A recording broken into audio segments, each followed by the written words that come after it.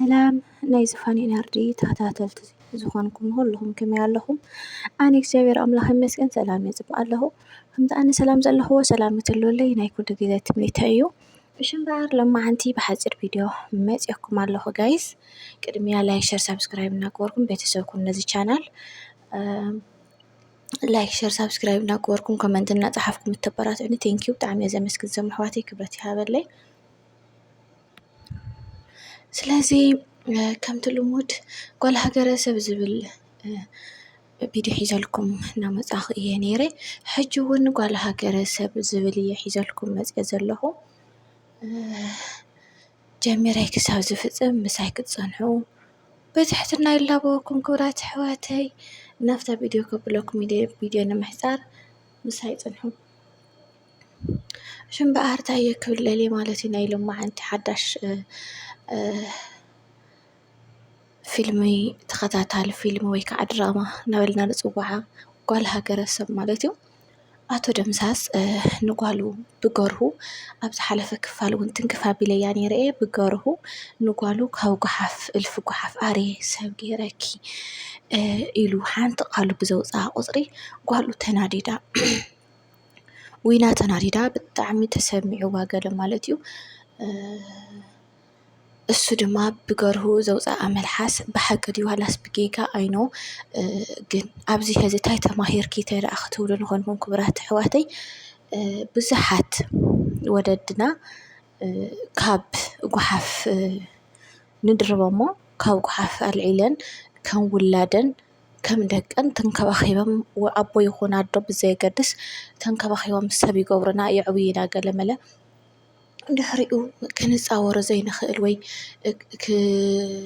ክምልስዎ ዘይኽእሉ ሕቶታት ምስ ሓተትዎም ቶም ደቆም እቲ ወላዲ ብጣዕሚ ይስከፍን ይጭነቕን።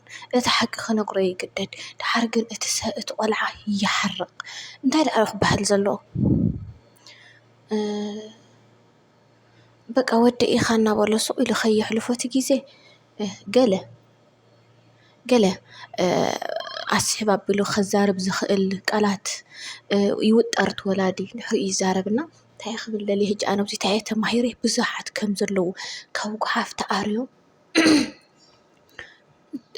ወለድና ዘዕበይዎን ወይ ከዓ ዘዕበይኦም ብዙሓት ከም ዘለዋ ድሓር ምስ ጎበዝና ወይ ምስ ዓበና ግን ነዋጥሮም እሞ ድሓር ንፈላለ ወይ ካልእ ንኾን ኣብ ክንዲ ምስጋና ንኽብል ስለ ዝደለኹ እየ ክብራት ኣሕዋተይ።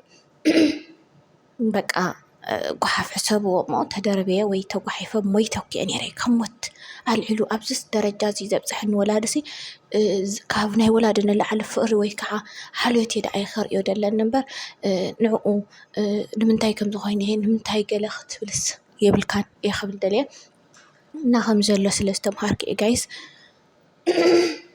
ሶሪ። ኣብዚ ከዓ ዳን ምስ ንበዓል ቤት ፍርዲ ናይ ፀጥታ ኣመሓደርቲ ኮይኑ ይዘራረብ ኣሎ ማለት እዩ ክብራት ኣሕዋት። ስለዚ ክብራት ኣሕዋተይ ኣብዚ ይዕልል ኣሎ ይዘራረብ ኣሎ።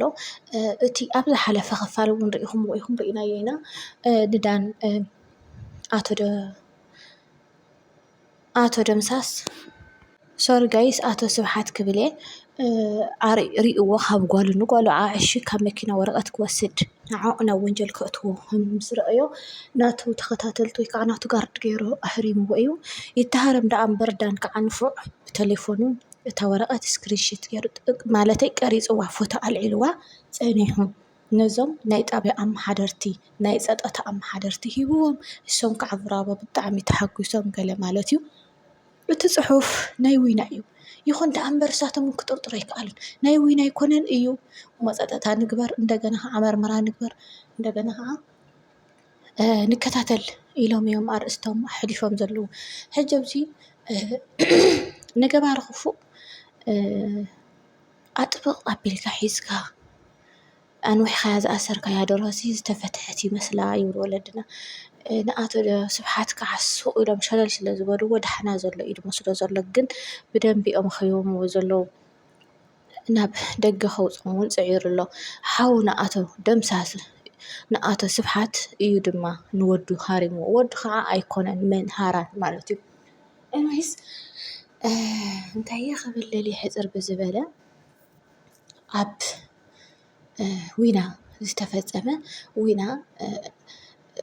ናይ ጊዜያዊ እያ ክትናደድ ዘለዋ ዳ እምበር እቲ ናይ መጻኢ ወይ ከዓ እቲ ዝሓለፈ ሂወታ ወይ ከዓ ጥልቕ ኢላ ክትሓስቦም ከላ ብጣዕሚ መስዋዕቲ ዝኸፈለላ ኣቦ ኣቶ ስብሓት እዩ። ኣቶ ደምሳስ እዩ ሶሪ ኣጋላቢጥ እዮም ኣቶ ደምሳስ እዩ። ኣቶ ደምሳስ ጓሉ ትኹን ኣይትኹን ዘየገድስ ግን ኣብ ገዝኡ ኣቕሚጡ ምግባ ደፍተራ ቢሮኣ ናውቲ ኩሉ ነገር ዘድልያ ገይሩ ክንዲ ሰብ ከብፅሓ እንከሎ ካብ ዝዓቢ መስዋዕቲ ፍቅሪ ናይ ወላዲ የለን። ኣጋጣሚ ኮይኑ ከዓ ብቃሉ ከም ገለ ኢሉ ሸቲኽዎ ዝቆልዓ ከዓ ብዙሕ ነገር ክትዛረብ ክኢላ ማለት እዩ። እሱ ኣይኮነን ሕጂ ዘዛረበና ዘሎ ዘዛረበና ዘሎ ግን እቲ ምስ ኣቶ ስብሓት ዘለዋ ሸርሒ ወይ ከዓ ዘለዋ ተንኮል እንታይ ይኸውን? እቲ ወረቃቅቲ ናይ ተንኮል ኩሉ ነገር ከዓ ብትናታ ኢዱ ተፃሒፉ ደሎ ኣቶ ስብሓት ከዓ ተንኮለኛ እዩ። ብናቱ ኢዱ ዝኾነ ነገር ወረቐት ኣብ ወረቐት ክፅሕፍ ኣይደልን እዩ። ክፅሕፍ እንተኾይኑ ብቴሌፎን እዩ ዝፅሒፉ መልእኽቲ ክሰድድ ዝደሊ ክግጠም ኣይደልን። ስማርት እዩ ሰብኣይ እና ሓው ንኣቶ ስብሓት ንሃራን ከም ዝቆተሎ ከም ዝወቅዖ ምስ ፈለጠ በል እታ ምስ ሃራን ንብረት ሞይታ እያ ብሂወት የላን ብዙሕ ገንዘብ እውን በሊዓትን እያ ግን ከዓ እቲ ተንኮል እሱ ትፈልጦ ነይራ እያ እንተኾነ ሕጂ ብሂወት ስለዘየላ ምርመራ እውን ከካይዱ እዮም። ምርመራ ከካይዱ ስለ ዝኽእሉ ብንእሽተን ይኹን ብዓብይ ጠርጢርካ ስለ ዘለኻ ካብዛ ዓዲ ክትወፅእ ኢኻ ኢልዎ ስብሓት ሓወይ ደቀይ ከንታይ ክኾኑ ናበይ ደኣ ክወፅእ ስደት እዚ ኣይፈቱን እዮም። ናይ ብሓቂ ስደት ምን ኣሎ ዝፈቱ ስደት እኮ ደይኾን ኮይኑና እምበር ስደት ጥዑም ኣይኮነን። ሓሚቓ ፀቢቓ መቺካ ከፊእካ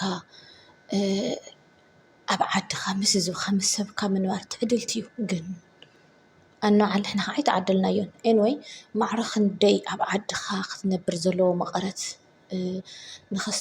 ኣስታዊሶም ማለት እዩ ቤተሰብ እና በልድሓን ናፍተን እነንጓልን ዓሽገየ እንደለኹ ቦታ ክወስደካ እየ ካብኡ ድማ ካብቲ ገዛ ንሱ ኣውፅየ ስደት ትሰደቀ ኣንታ ደም ስብሓት ሓወይ ኣነ ስደት ኣይፈቱን እየ ምስ ደቀይ ኣብ ዓደይ ክነብር እየ ዝደሊ በቃ ስደት ኣይፈቱን ተዝፈቱ ደኣ ዝኩሉ ዕድሜ ኣበይ ነይረ ቀደም እንደምወፃ ገለ ኢልዎ ፈቲኻ ከይኮነ ከይፈትኻ ኢኻ ትወፅእ ብርግፅ ረእይዎ ስደት ደስ ኢልካ ይኮንካ ትወፅእ ክወፅኣለን ኢልካ ይኮንካ ትወፅእ መሪርና ምስ ጨነቐካ ምስ ፀበበካ ኢኻ ትወፅእ ብሓቂ ከዓ ትምህርቲኦም መሓላሊፎም ኩራት ኣሕዋተይ ንዝርድኦ ማለት እዩ እና ፀገም የብሉን በቃ ከም መማረፂ ምንም ክገብር ኣይክእልን እየ ድሓን እስኻ ይሰደካ እሞ ኣብ ደገ ኮንካ ደቅኻ ወይ ትስሕቦም ወይ ከዓ ገለ ክንገብር ኢና ሽዑ ርኢና ሕጂ ግን ካብዛ ዘለናያ መዋጥር ክትወፅእ ክንፈላለ ክንክእል ኣለና ገለ ኢልዎ ሕራይ እሺ ፀገም የለን ተሰማሚዖም ኣቶ ስብሓት ቀጥታ ናብቲ ናቱ ጋርዲ ኸይዱ ስማዕ ኢልዎ ንሕና ተጠርጢርና ኣለና ሎም ለይቲ ከይትወግሕ ፅባሕ ንግሆ ሰዓት 5 ናይ ንግሆ እዘን ኣንስትን እቲ ሓወይን ሒዝካዮም ሱዳን ከም ተኣትልዎ ሕጂ ደኣ እሞ ኣቶ ስብሓት ከመይ ጌርና ሕዚ ለይቲ ምድሪ ክንከይድ ካብኡ ከዓሲ ኣብ መንገዲ ብዙሕ ወታደርን ገለን ከለዉ እዮም ብኸመይ ደኣ ክንሓልፍ ደሊኻ ድሓን ገንዘብ ኣለኒ ገንዘብ ንእሽተን ሸው ከነብለሎም ኢና እሶም ከዓ ከሕልፍኩም እዮም ፀገም የብሉን ቀዳማይ እስኻ ጥራሕ ትዳሎ እስኻ ድልው ኩን ንኩሉ ነገር ድልው ኩን ንአን ክትወስደን ኣብ ፅሒኻን ከዓ ክትምለስ ኢኻ ኣብ ጎኒ ጠጠው ክትብል ይደልየካ እየ ምሳይ ክትከውን ይደልየካ ኢኻ ባይ ክትፍለ ስለዘይደሊ ቀጥታ ንስኻ ክትምለስ ኣለካ ገለ ኢልዎ ሕራይ በቃ ፀገም የብሉን ክምለስ ኣነ ገሪሙኒ ዘሎ ሓደ ነገር እዚ ናይ ኣቶ ደምሳስ ነገር ከመይ በለ ኢልዎ ግደፍ ናይ ኣቶ ደምሳስ ገዲፍካ ተዛረብ ሕጂ ከይወግሐት ከላ ጓሉ ኣቕሚጣቶ እያ ኸይዳ ዘላ ኣይ ጓለይን ኣብ ጓሓፍ ረኺበኪ ዝብል ቃል ምስ ሰምዐት ኣቕሚጣቶ ሻንጣ ሒዛ እያ ወፅያ ዘላ ሕጂ ኣነ ከዓ ቦታ ስለ ዘለና ሕዚ ኸይደ ከቃቡፅ እየ ንዕኡ ፀገም የብልኻን እስኻ ጥራሕ ዘን ዝበልኩኻ ንሽቲ እቲ ሓወይን ሱዳን ከተስክረ ንፈትን እምበር ናይ ኣቶ ደምሳስ ፀገም የብሉን ጅባዕለይ ክኸዲ ኣበይ ኣሎ እቲ ሓደ ምሳኻ ድሰርሕ መሳርሒ ተኻኢልዎ ኣብ ገዛ ደቂሱ ኣሎ ካብኡ ከዓዚ ቴሌፎን እኮ ከይትሕዙ ኢልካና ኢኻ ቴሌፎን እኮ ክንሕዘ ኣይንኽእልን ዋላ ሕዚ ደው ኢልካ ከተልዕሎ ኣይትኽእልን ኢኻ በቃ ፅባሕ ንኮም ዝወግሕ እንተዘይኮይኑ ገለ ኢልዎ ኣታ ኣርደካ እንድዩ ኣቶ ደምሳስ ኣብ ገዛ በይኑ ኣሎ ተጨኒቑ ካብኡ ኣነ ከዓ ኣጋጣሚ ገንዘብ ከፊለ ዋይን ወሲድካ ክትሰቲ ከም ዘለካ ኢለ ኣዚዘዮ እየ መፅአ ዋይን ክሰቲ እዩ ስለዚ ኣነ ኸይደ ንኣቶ ደምሳስ ሎሚ ሸተ ዘየቃቢፀዮ ኣነ ኣይኮንኩን